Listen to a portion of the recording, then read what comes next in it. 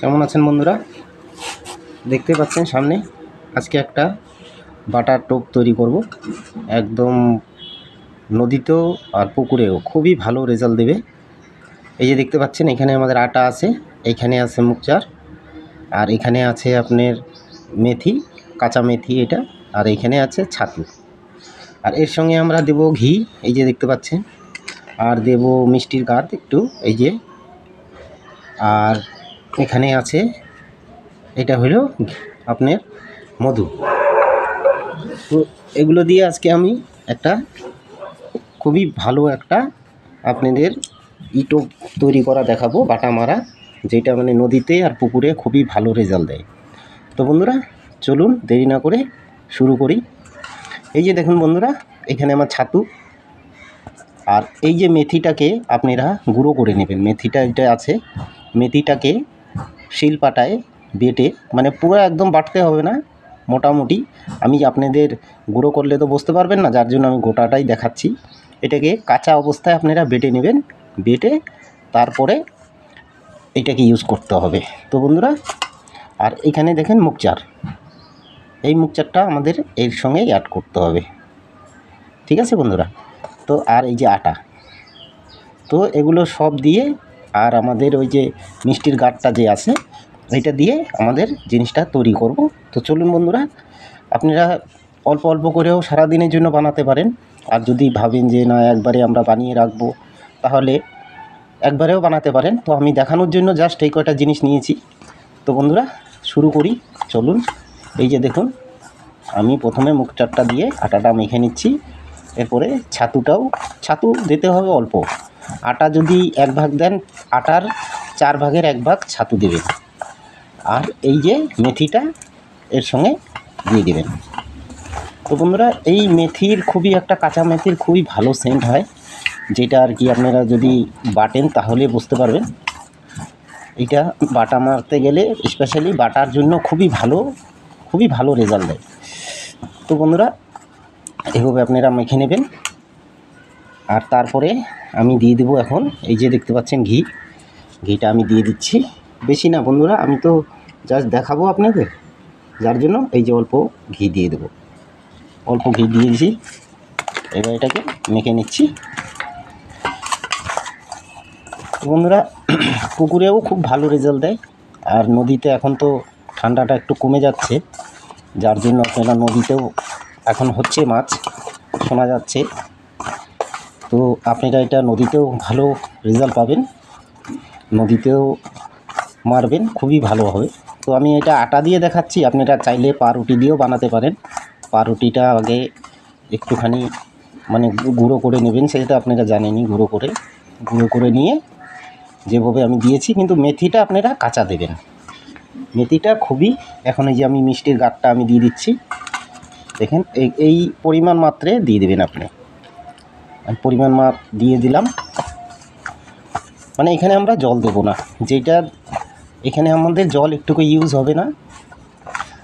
আর যা আছে সব আমরা এই মিষ্টির, যেটা মিষ্টি আছে, মানে এটা মিষ্টি ভাব চলে আসবে, মিষ্টি লাগবে টোপটা, এইটা দিয়ে আমরা করে নেব।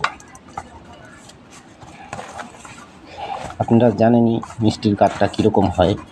তো এটা দিয়ে আমরা টোটালটা মেখে নেব। আমরা ঘিটা পরে দেব, মধুটা অলরেডি দিয়েছি, ঠিক আছে, কোনো ব্যাপার নাই। তো জাস্ট আমি তো এটা, যদি আমি মনে করেন এটা দিয়ে মাছ মারতাম, তাহলে পরে আমি এইখানে আরেকটু আটা মিশিয়ে নিতাম। আমি মাছ মারবো না, আপনাদের দেখানোর জন্য।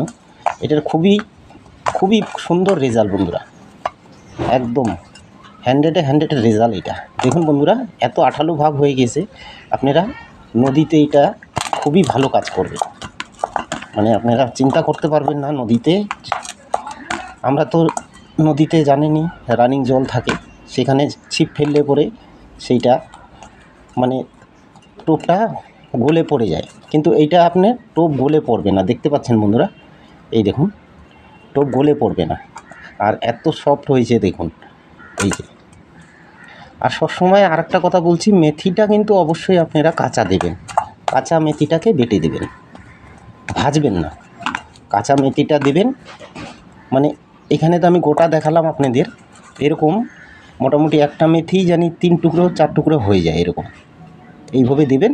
আর যদি আপনারা বেশি গুঁড়ো করেন তাহলে আমাদের যেটা মানে সেন্টটা অতিরিক্ত হয়ে যাবে, আর তখন মাছ এসে ঘুরে ব্যাক করে চলে যাবে।